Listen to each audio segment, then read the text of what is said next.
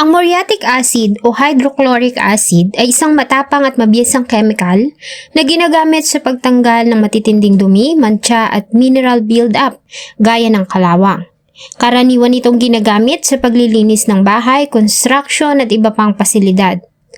Bagamat mabisa ang nasabing kemikal ay kinakailangan ng labis na pag-iingat dahil sa maaari din itong mag-iwan ng pinsala sa katawan ng taong gumagamit.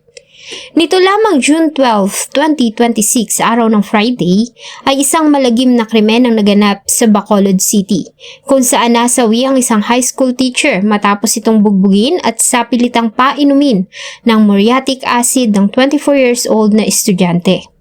Huwag na nga, pinainom pa ng muriatic acid. Yan po ang kalunos-lunos na sinapit na isang guro na natagpo ang patay sa Bacolod City. Ang suspect, isang estudyante sa kolehiyo.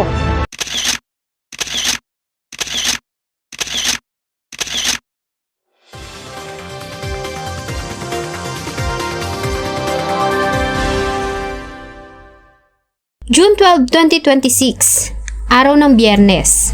Nang makatanggap ng report ang tanggapan ng kapulisan ng Police Station 7 ng Bacolod City. Base sa natanggap nilang tawag ay isang guro ang natagpuang wala ng buhay sa loob ng bahay nito sa Barangay Alihis, Bacolod City na nasa kanilang jurisdiction. Dahil dito ay agad na nagtungo ang grupo sa lugar. Pagdating nila sa area ay dinatnanan nila doon ng mga officials at tanod ng barangay. Sa kanilang natanggap na report ng mga oras na yon ay nasa loob pa ng crime scene ng suspect. Kaya naman agad na pinalibutan ng grupo ang bahay at pinasok iyon kung saan nila naaresto ang 24 years old na lalaking residente din sa area. Noong June 12 po, 2026, bandang alas 11 ng alas 11:55 ng gabi, nakapatanggap po tayo ng report na mayroon pong commotion sa isang subdivision. Nag-responde po yung tropa natin, yung patroller natin at doon po natagpuan nila na yung biktima ay nakahandusay na po sa sahig at wala na pong buhay. Wala po yung suspect natin ay nag-attempt pa po na mag-escape, subalit ay nahuli na rin po ng ating ng kapulisan. Sa loob ng bahay ay nakita nila ang biktima, wala itong suot na damit pang itaas, nakatali ang mga kamay at nakahandusay sa sahig. Nakitaan nila ng mga pasa at sugat ang biktima sa iba't ibang bahagi ng kanyang katawan, subalit ang mas nakaagaw ng kanilang pansin ay lapnos ang kalahating bahagi ng mukha nito. Nang inunabutan po siya ng tropa natin at ng rescue team ay na-consider na po siya na lifeless na po at wala na pong buhay. Sa crime scene ay na-recover nila ang isang bote na may laman pa ng muriatic acid na ginagamit ng biktima sa paglilinis ng banyo. Sa salaysay ng chief tanod ng barangay, ayon sa kanya, ng gabing iyon ay nag-iikot ang naka-duty na tanod sa area nang mapadaan ang mga ito sa bahay ni Teacher Carl, di niya tunay na pangalan. Tahimik na ang paligid dahil sa malalim na ang gabi, subalit buhay pa ang ilaw sa loob ng bahay ng guro. Nang mapatapat ay nagulat ang tanod nang mapansin ng isang lalaki na may hinihilang isa pang lalaki. At dahil nga maliwanag ang loob ng bahay, ay napansin nila ang sunog na mukha ng biktima. Dahil dito ay agad nila itong inireport sa kanyang superior at sa iba pang official ng barangay na siyang agad namang tumawag sa mga pulis. Si Teacher Carl ay kilala ng karamihan sa Barangay Alihis. Mabait kasi ang guro at palabate. Si Teacher Carl ay 38 years old pa lamang at kilalang high school teacher sa isang school sa Bacolod City. Maliban sa pagiging guro, si Teacher Carl ay proud din at active na member ng LGBTQIA+ community. Sa ginawang investigasyon ng Police Station 7 ng Bacolod City at sa salaysay ng suspect ay nagkaroon ng linaw ang buong pangyayari. Ayon sa suspect na itago natin sa pangalan na Mark, ay malapit na kaibigan niya ang guro. Nakilala niya ito dahil sa siya ang nagdi-deliver ng tubig nitong inumin sa tuwing wala siyang klase. June 12, 2026, dahil nga araw ng Friday at walang pasok kinabukasan ayon kay Mark, ay niyaya siya ng kaibigang guro na mag-inuman.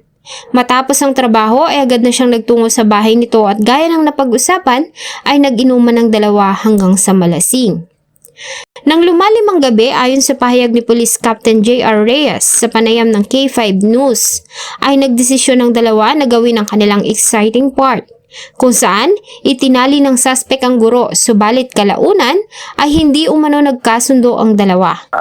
according po kasi sa pag-imbestiga po natin, yung victim at saka yung suspect ay nagkaroon po ito sila ng kunting inuman. Habang nakatali ang biktima ay binanggit ng suspect dito ang kanyang intensyon na humiram ng pera, subalit tinanggihan ito ng guro.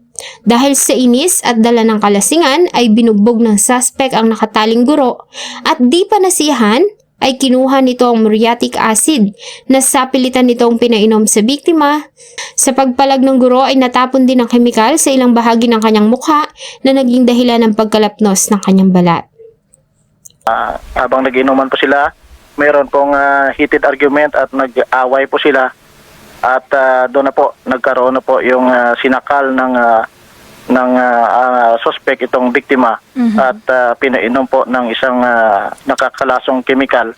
At yun po. Nakita po namin based po doon sa account po ng suspect natin ay naghiram po ito ng pera sa biktima. Okay. At habang siguro nag-inuman sila at naningil na ito ng hinihiram niya at doon na po nagkaroon sila ng away at yun po nangyari yung krimen. Pero Sinubukan pa ng suspect na tumakas, subalit nakalak ang bahay ng biktima at hindi siya makalabas, hanggang sa makita na nga siya ng mga tanod. Sa pagnanais pa rin na makatakas ay umakyat pa ang suspect sa kisame ng CR ng bahay. Subalit dahil sa kanyang bigat, ay bumigay ang kisame na yari sa metal paring. Ayon sa tanod, nang mahulog ay ilang beses pang sinubukan ng suspect na umakyat sa kisame sa pagbabakasakali na makakalabas siya sa bubungan ng bahay. Itong sitwasyon ng suspect nang maaresto siya ng mga pulis. Magkaibigan po sila, no? Magkaibigan po sila at base po sa pag-imbestiga natin, lagi po ito napupunta dito sa bahay ng biktima itong suspect. Ang sabi niya po, yun po, isa yung aligasyon niya ay parang naramdaman niya na siya daw yung unang pinainom kaya nagalit siya at pinainom niya rin po yung asido.